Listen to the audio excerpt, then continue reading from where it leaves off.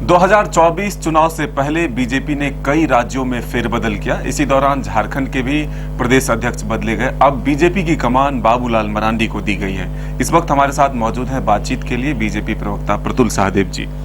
जोहार मदन बाबू। प्रतुल जी, फिर से एक बार बाबूलाल जी के कंधे पर एक जिम्मेदारी दी गई है, जिसमें कि 2 चुनाव हैं, विधानसभा और लोकसभा चुनाव।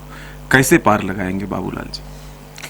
देखिए, परिवर्तन संसार का नियम है, तो ये जो परिवर्तन हुआ इसके कुछ और निहितार्थ नहीं निकालने चाहिए। दीपक प्रकाश जी के नेतृत्व में हम लोगों ने इस सरकार के खिलाफ बड़ी लड़ाई लड़ी और अब उस लड़ाई को अंजाम तक पहुंचाकर लोकसभा और विधानसभा चुनाव में अच्छी सफलता दिलाने का जो श्रेय है अब वो बाबूलाल जी के कंधे पे है। अब आप ऐसे देखिए कि बाबूलाल मरांडी जी की गिनती एक बड़े कुशल संगठनकर्ता के रूप में होती है। वो वनांचल भाजपा के अध्यक्ष भी थे और उस समय उन्होंने भाजपा के संगठन को जीरो से झारखंड में बिल्कुल खड़ा किया था, मजबूती दी थी। पूरे बिहार में, अनडिवाइडेड बिहार में जो सबसे ज़्यादा जो विधायक थे भारतीय जनता पार्टी के, वो झारखंड क्षेत्र से चुनकर आते थे। तो बाबूलाल मरांडी जी के लिए कोई नई चुनौती नहीं है और वो प्रदेश के पहले मुख्यमंत्री भी रहे थे और मुख्यमंत्री के रूप में उनके विकास पुरुष के रूप में गिनती होती थी। बहुत कार्य हुआ था उस काल में। उसके बाद तो कोएलिशन सरकारों का ऐसा जमाना आया कि काफ़ी हद तक विकास से रुक गई थी कुछ समय के लिए और फिर तो मधु कोड़ा का काला काल और वर्तमान में हेमंत सरकार का काला काल चल ही रहा है। तो बाबूलाल मरांडी जी को बखूबी पता है कि इस प्रदेश में किस तरीके से इस निकम्मी, इस भ्रष्ट और इस जन विरोधी सरकार को खाड़ फेंकना है।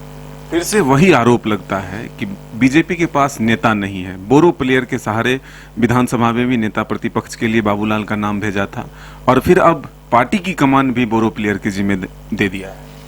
देखिए, हम राष्ट्रवादी पार्टी के कार्यकर्ता हैं। एक बार जब उन्होंने अपने पूरे दल का विलय हमारे पार्टी में कर लिया, हमारे नीति सिद्धांत को मानते हुए, तो वो हमारे पार्टी के सदस्य हो गए ना। अब तो हमारे वो परिवार के सदस्य हैं और उसके संस्थापक सदस्यों में रहे हैं। जो वनांचल को खड़ा करने, वनांचल भाजपा को खड़ा करने में उनकी अहम भूमिका थी। तो एक बार जब हमारी कोई विचारधारा को मानकर आ जाता है तो वो कब आया, कैसे आया, ये नहीं देखा जाता। वो देखा जाता है अब हमारे परिवार का सदस्य है और हमारे परिवार का जो केंद्रीय नेतृत्व और मुखिया जो है वो समय समय पर कार्यकर्ताओं की जिम्मेवारी तय करता है। बाबूलाल मरांडी जी से इस सरकार को बहुत भय था।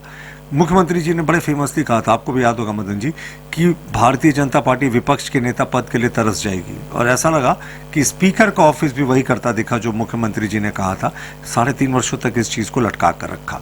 तो अब बाबूलाल मरांडी जी प्रदेश अध्यक्ष बन गए हैं और उनके नेतृत्व में और जितने हमारे पूर्व अध्यक्ष हैं, पूर्व मुख्यमंत्री हैं, सबके नेतृत्व में हम 2024 के लोकसभा और विधानसभा चुनाव में बड़ी जीत हासिल करेंगे। ये आरोप लग रहा है कि हेमंत सोरेन की बढ़ती लोकप्रियता से डरकर एक आदिवासी चेहरा को बाबूलाल जी के तौर पर बीजेपी ने आगे लाया है। हाँ, बिल्कुल, हम सहमत हैं। हेमंत सोरेन जी की तो लोकप्रियता सच में बहुत बढ़ गई है। वो 17 लाख नौकरियां थी उन्होंने दे दी युवाओं को, तो युवाओं के बीच में भी उनका डंका बज रहा है।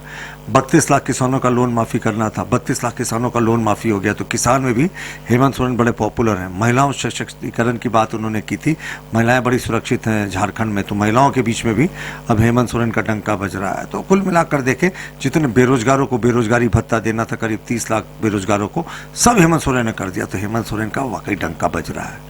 ये जेएमएम के नेता कह रहे हैं कि बाबूलाल जी के नाम पर एक बीजेपी ने आखिरी ताबूत पर कील ठोक लिया और अब वही लोग को अध्यक्ष बनाया जो कहते थे कि हम अपनी जान दे देंगे लेकिन बीजेपी में शामिल नहीं होंगे। सहमत है कि ताबूत पर कील ठोका, पर ये तो महागठबंधन के ताबूत पर कील ठोका। अब महागठबंधन के पास ना तो कोई चेहरा है, ना कोई इस तरह का नेतृत्व है जो बाबूलाल मरांडी जी का मुकाबला कर सके। देखिए, बाबूलाल मरांडी जी के बारे में कोई भी ये नहीं कह सकता कि उन पर भ्रष्टाचार का आरोप था, लेकिन मुख्यमंत्री जी के बारे में और उनके करीबियों के बारे में कोई ऐसा नहीं होगा जो भ्रष्टाचार के बारे में 2 लाइन ना बोले झारखंड में। मुख्यमंत्री जी ने इतनी वादा खिलाफी की है छात्रों के साथ, जो किसान हैं उनके साथ, बेरोजगारों के साथ, महिलाओं के साथ। करीब 5,500 6,000 रेप केसेस हुए हैं सरकार के 4.25 वर्षों के कार्यकाल में। तो आप सोच सकते हैं इस सरकार का ट्रैक रिकॉर्ड कैसा है। और भ्रष्टाचार तो स्टेट स्पॉन्सर्ड करप्शन बन गया। मुख्यमंत्री के विधायक प्रतिनिधि पर ही 1,000 करोड़ के खनन घोटाले का आरोप है और अभी तक मुख्यमंत्री जी ने उनको नहीं हटाया है। और आप एक और बात याद रखें, मुख्यमंत्री जी के जो हाउस गार्ड थे, उनका AK-47 एक दलाल के घर मिला था, 2 AK-47। आज तक रांची पुलिस ने कोई केस नहीं किया। तो जाहिर तौर पर मुख्यमंत्री जी के यहाँ एकदम रामराज चल रहा है, लेकिन असलियत क्या है वो जनता जानती है और जनता इस सरकार के ताबूत पर अंतिम कील ठोकने को तैयार है। क्या बाबूलाल मरांडी को जब प्रदेश अध्यक्ष की कमान दे दी गई है तो अब नेता प्रतिपक्ष का जो पद है वो किसी और नेता को मिल जाएगा, ये मामला सुलझ जाएगा? देखिए, हमारे यहाँ वंशवादी पार्टियों की तरह राजनीति नहीं होती। हमारे यहाँ जो कुछ भी होता है बहुत सिस्टमैटिक तरीके से होता है। जब बाबूलाल मरांडी जी का नेता भारतीय जनता पार्टी विधायक दल के रूप में चयन हुआ तो सारे विधायकों की बैठक हुई थी, केंद्रीय पर्यवेक्षक आए थे, केंद्रीय नेतृत्व की सहमति के बाद उनकी नियुक्ति हुई थी। तो हम अखिलेश यादव की पार्टी की तरह नहीं है कि मुलायम सिंह यादव के बाद उन्हीं के पास सत्ता जाएगी। हम लालू यादव की पार्टी की तरह नहीं है कि उनके बाद उनके पुत्र के पास ही सत्ता जाएगी, तेजस्वी यादव के पास। और हम हेमंत सोरेन जी की तरह भी नहीं है कि शिबू सोरेन के बाद वही बादशाह बनेंगे। हमारे यहाँ सारा कुछ डेमोक्रेटिक सिस्टमैटिक तरीके से होता है। विधायक दल की बैठक होती है, आवश्यकता पड़ेगी तो बैठक होगी, केंद्रीय नेतृत्व फिर अपनी सहमति देगा। तो ये सारा कुछ प्रजातांत्रिक तरीके से होता है। क्या ये उम्मीद की जाए कि लोकसभा चुनाव में जो मिशन 14 सीट जीतने का रखा गया है और विधानसभा में जो हार पिछली बार हुई थी, इस बार सत्ता काबिज होगी बीजेपी? नहीं, हार के मायने को आपको समझना होगा। लोकसभा में हम 12 सीटें जीते थे और 2 सीटों में गीता कोड़ा जी खुद के बलबूते पे जीती थी और जो राजमहल का समीकरण कुछ ऐसा था कि उस समय वोटों में हम आगे नहीं बढ़ सके। लेकिन विधानसभा चुनावों की बात करें ना मदन जी, हमें 50 लाख वोट मिले थे और महागठबंधन के सारे दलों को मिलाकर 52 लाख वोट मिले थे। सिर्फ 2 लाख के मार्जिन से वो चुनाव में हमसे आगे थे, लेकिन सीट काफी जीत गए क्योंकि उनके वोट्स कंसोलिडेटेड थे। हमारा आजसू से गठबंधन नहीं हुआ था, आजसू को 7 लाख वोट आए थे। तो उस चुनाव में भी अगर हम साथ मिलकर लड़ते तो 57 लाख वोट होते। आजसू हमारे एनडीए फोल्डर में वापस आ चुका है। तो जब इनकी तथाकथित लहर में हमसे इनको सिर्फ 2 लाख वोट आया था ज्यादा भाजपा से, और आजसू को जोड़ देते तो भी तो 5 लाख वोट कम थे लहर में। तो जब एक्चुअली इस बार इनके सरकार की नाकामियों को जनता देख चुकी है और हमारा सशक्त गठबंधन जब उतरेगा तो ये दहाई आंकड़ा भी नहीं पहुंच पाएंगे। एक आरोप ये भी लगता है कि बाबूलाल जी को अब रिटायरमेंट दे देना चाहिए, युवाओं को रेस में लाना चाहिए, ये आरोप लग रहा है सत्ता पक्ष के द्वारा। ये कैसी कैसी बातें आप कर रहे हैं? बाबूलाल मरांडी जी में जितनी नेतृत्व क्षमता है, जितनी शारीरिक क्षमता है, वो बहुत कम नेताओं में होती है।